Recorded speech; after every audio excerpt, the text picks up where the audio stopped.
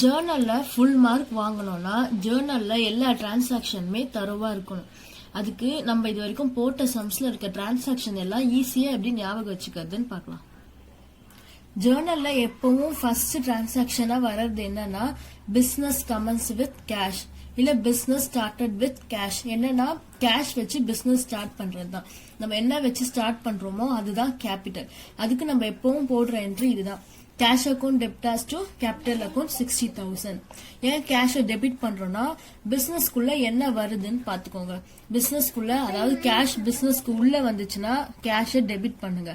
Business விட்டு cash வெளியில போச்சுன்னா கேஷ கிரெடிட் பண்ணுங்க. இப்படி ஈஸியா ஞாபகம் வச்சுக்கோங்க.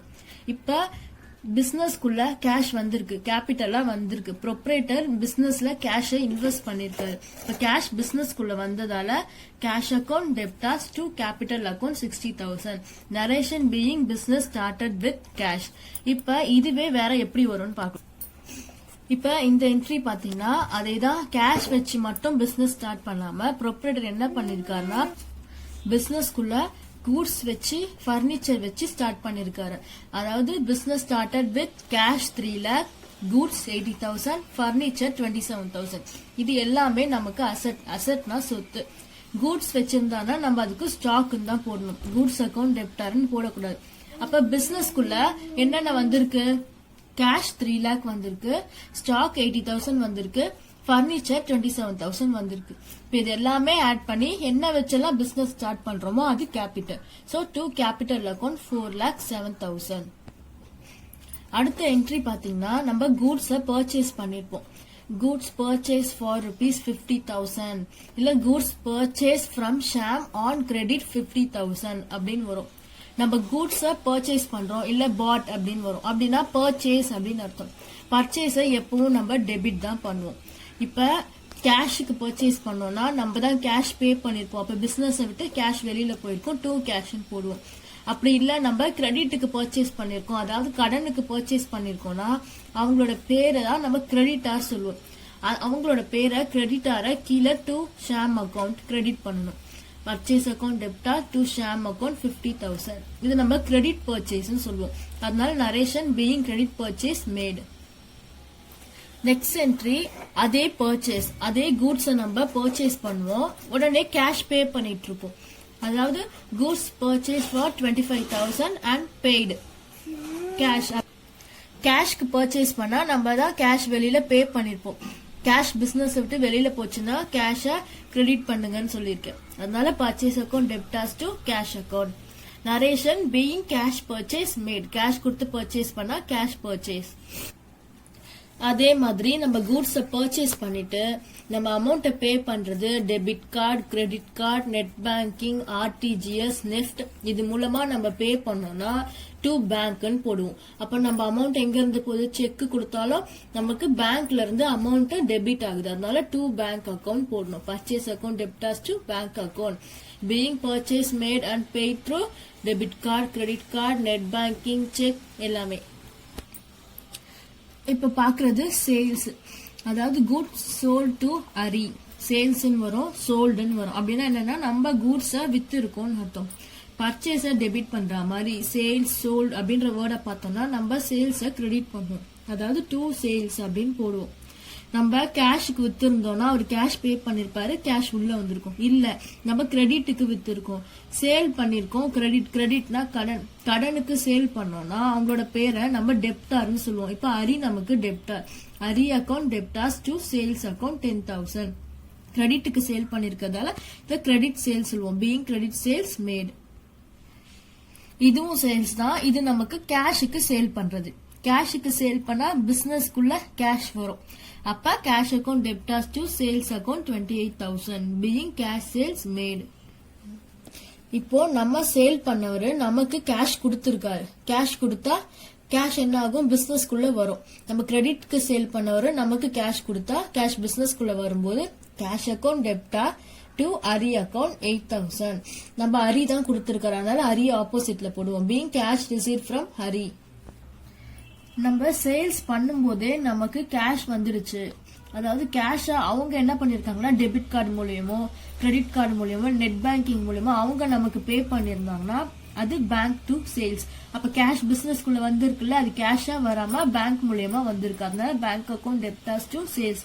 உடனே அவங்க பே பண்ணாம 2-3 நாள் கழிச்சு பே பண்ணாங்கன்னா யாரு பண்ணாங்களோ சேல்ஸுக்கு பதிலா அவங்க நேம போடுவோம். அதாவது பேங்க் அக்கௌண்ட் டெப்டார்ஸ் டு ஹரினா ஹரி, மோகன்னா மோகன் போடுவோம்.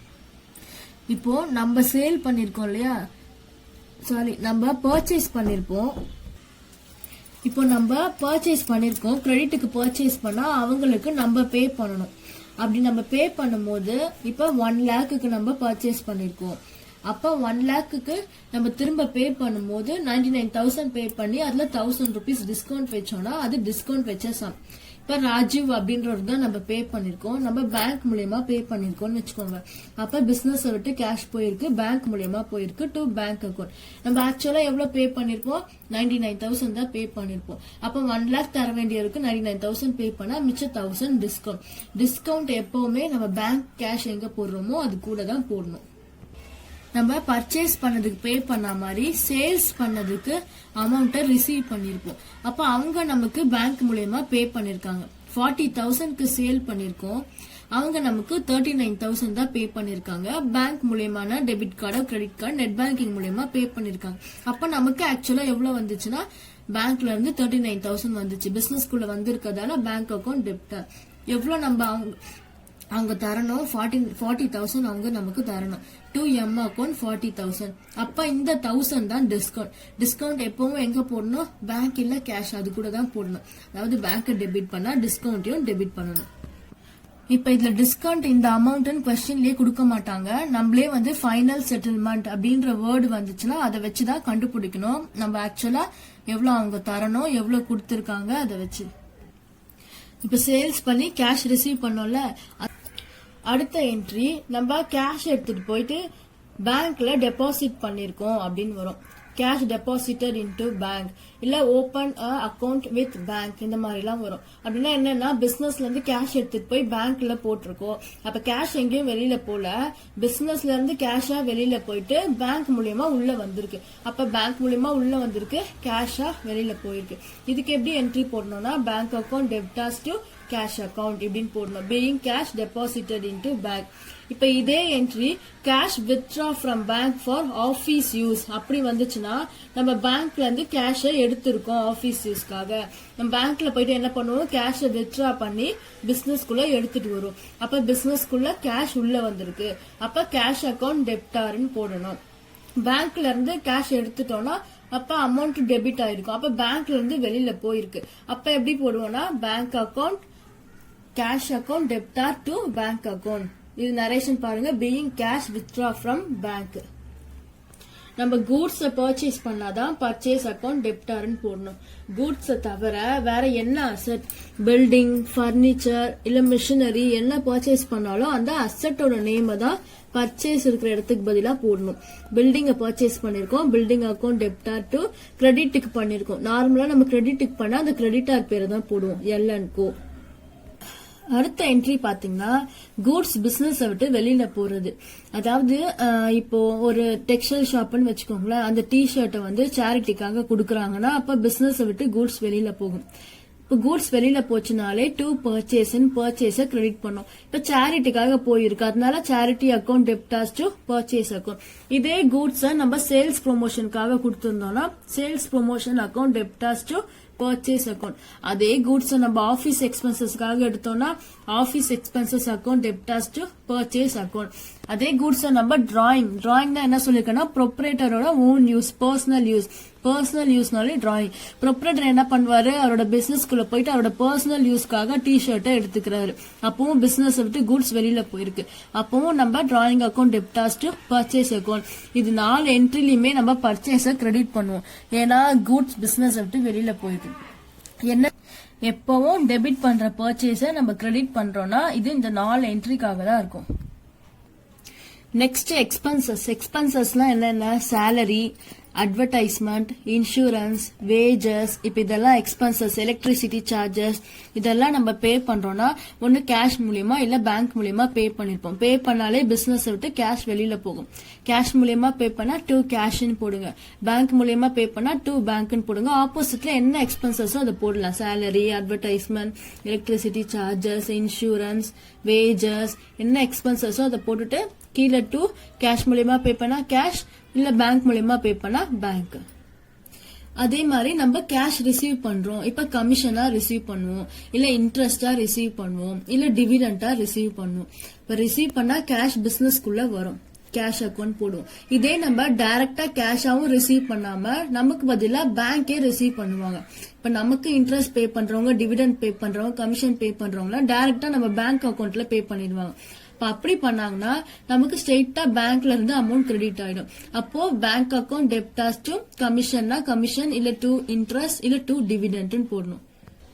இது பாத்தீங்கன்னா ஒரு அசெட்டை பர்ச்சேஸ் பண்ணிருக்கோம். பில்டிங்கை பர்ச்சேஸ் பண்ணிட்டு பாதி கேஷா பே பண்ணிட்டு பாதி பே பண்ணாம கடனா வச்சிருப்போம். அதுதான் இந்த என்ட்ரி. இப்ப பில்டிங் நம்ம 1 lakh பர்ச்சேஸ் பண்ணிட்டோம். பர்ச்சேஸ் பண்ண அப்பவே கேஷ் 20,000 அட்வான்ஸா பே பண்ணிட்டோம்.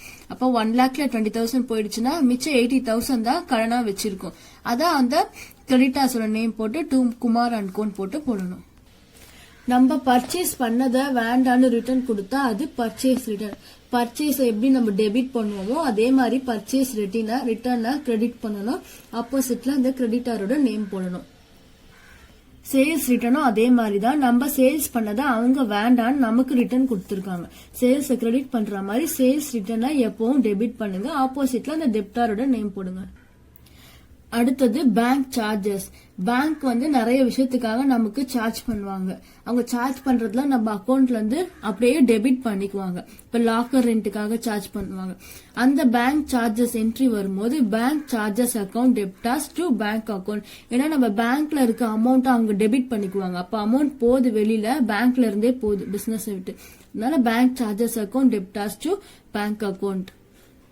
இப்போ பில்ஸ் பேயபிள் பார்க்கலாம். பில்ஸ் பேயபிள்னாலே மொத்தமே 3 என்ட்ரி தான் இருக்கு. அது தனியா ஒரு வீடியோல சொல்லியிருக்கேன். ஃபர்ஸ்ட் என்ட்ரி அதாவது பில்ஸ்னாலே அந்த பேரை வச்சு அவங்க கிட்ட நம்ம பர்ச்சேஸ் பண்ணிருக்கோமா சேல் பண்ணிருக்கோமா அதை வச்சுதான் அது பேயபிளா ரிசீவபிளா கண்டுபிடிக்கணும். இப்ப ஷாம் அப்படின்னா ஷாம் அப்படின்றதுக்கு நம்ம பர்ச்சேஸ் பண்ணிருக்கோம். அப்ப இது பில்ஸ் பேயபிள். பில்ஸ் பேயபிள்னாலே மொத்தம் 3 என்ட்ரி. பில்ஸ் பேயபிளோட ஃபர்ஸ்ட் என்ட்ரி இதுதான். நார்மலா நம்ம கிரெடிட் பர்ச்சேஸ் பண்றது. Purchase account debtors to Sham account. அடுத்த செகண்ட் என்ட்ரி பாத்தீங்கன்னா பில்ஸ் பேயபிள் அக்செப்டட் அப்படின்ற வேர்டு வரும். அப்ப அது பில்ஸ் பேயபிளோட செகண்ட் என்ட்ரி. பில்ஸ் பேயபிளோட செகண்ட் என்ட்ரி என்ன வரும்? கிரெடிட்டாரோட நேம் மேல வரும், கீழே பில்ஸ் பேயபிள் வரும். Shyam account debtors to bills payable. Bills பேயபிளோட தேர்ட் என்ட்ரி பாத்தீங்கன்னா பில்ஸ் பேயபிள் பெய்டு. அதாவது நம்ம பே பண்ணிட்டோம் அப்படின்னு வரும். நம்ம பே பண்ணிட்டோம்னா கேஷா பே பண்ணிருக்கோம். அப்ப பிசினஸ் விட்டு கேஷ் வெளியில போயிருக்கு. பில்ஸ் பேயபிளுக்கு பே பண்ணிருக்கோம். Bills payable account debtors to cash account. அடுத்த என்ட்ரி பில்ஸ் ரிசீவபிள். பில்ஸ் ரிசீவபிள்னாலே மொத்தம் 4 என்ட்ரி. பில்ஸ் அப்படின்ற வேர்டு வந்துச்சுனாலும் அதே மாதிரி யார் அந்த பில்ஸ் அப்படின்னு பாக்கணும். அவங்க நேம் அப்ப இசட்னா இசட் யாரு? இசட்க்கு நம்ம ஏற்கனவே சேல்ஸ் பண்ணிருக்கோம். பில்ஸ் ரிசீவபிளோட first entry normal credit sale entry தான். Z account debtors to sales account being credit sales made. அதோட செகண்ட் என்ட்ரி என்னன்னா பில்ஸ் ரிசீவபிள் அக்செப்டட் அப்படின்னு வரும். அப்ப நம்ம என்ன பண்ணுவோம்? பில்ஸ் ரிசீவபிள் டெபிட் பண்ணுவோம் டு அந்த டெப்டாரோட நேம கிரெடிட் பண்ணுவோம். இப்ப பேயபிள்ல அந்த கிரெடிட்டாரோட நேம டெபிட் பண்ணும், பில்ஸ் பேயபிள கிரெடிட் பண்ணும். இங்க அது ஆப்போசிட். பில்ஸ் ரிசீவபிள டெபிட் பண்ணணும், அந்த கிரெடிட்டாரோட நேம கிரெடிட் பண்ணணும். தேர்ட் என்ட்ரி அந்த பில்ல எடுத்துட்டு போயிட்டு பேங்க்ல கொடுத்தாங்க அப்படின்னு வரும். அதுக்கு நமக்கு பேங்க் 19,000 இன்ஸ்டன்டா கேஷ் கொடுத்திருப்பாங்க. 1,000 டிஸ்கவுண்டா எடுத்துட்டு வந்திருப்பாங்க. அதாவது 20,000க்கு அவங்க இன்ஸ்டன்டா மணி தர்றதால 90,000 கொடுத்திருப்பாங்க. 1,000 அவங்க 6 மந்த்துக்கு இன்ட்ரெஸ்ட் மாதிரி சார்ஜ் பண்ணி டிஸ்கவுண்ட் நம்ம போடணும். To bills receivable. ஏன்னா பில்ஸ் ரிசீவபிள வச்சுக்கிட்டு தான் அவங்க அது கொடுத்திருக்காங்க. பேங்க் அக்கௌண்ட் டெப்டா discount account debtors to bills receivable 20,000. இது பில்ஸ் ரிசீவபிளோட தேர்ட் என்ட்ரி, அதாவது டிஸ்கவுண்டட் வித் த பேங்க். அடுத்தது ஃபோர்த் என்ட்ரி பாத்தீங்கன்னா பில்ஸ் ரிசீவபிள் டிஸ்ஆனர் அப்படின்னு வரும். அப்ப நம்ம மேல பேங்க் டெபிட் பண்ணோம் இல்லையா, அது அப்படியே கிரெடிட் பண்ணிடணும். இப்ப டிஸ்கவுண்ட் எல்லாம் போடாம ஆக்சுவலா என்ன ஃபுல் அமௌண்ட்டோ அந்த ஃபுல் அமௌண்ட் 20,000 போட்டு டு பேங்க் அக்கௌண்ட் 20,000. இப்ப பில்ஸ் ரிசீவபிளே வேல்யூ இல்லாம எப்பவும் போல இசட் அக்கௌண்டே உள்ள வந்துருச்சு. Z account டெப்டார் 20,000 to bank account 20,000. அவ்வளவுதான். ஆல்மோஸ்ட் எல்லா என்ட்ரியுமே நான் கவர் பண்ணிட்டேன்னு நினைக்கிறேன். இந்த என்ட்ரி ஃபுல்லாமே நீங்க தரோவா இருந்தீங்கன்னா ஜேர்னல்ல ஃபுல் மார்க் வாங்கலாம். 11th ஸ்டாண்டர்ட் பொறுத்த வரைக்கும் ஜேர்னல் தான் பேசிக். ஜேர்னலை வச்சு பேஸ் பண்ணி தான் எல்லா சம்முமே போட முடியும். எல்லா சம்முக்குமே பாத்தீங்கன்னா ஜேர்னல் தான் பேஸா இருக்கும். அதை நல்லா புரிஞ்சுக்கிட்டீங்கன்னா நீங்க எல்லா சம்முமே ஈஸியா போட்டுடலாம்.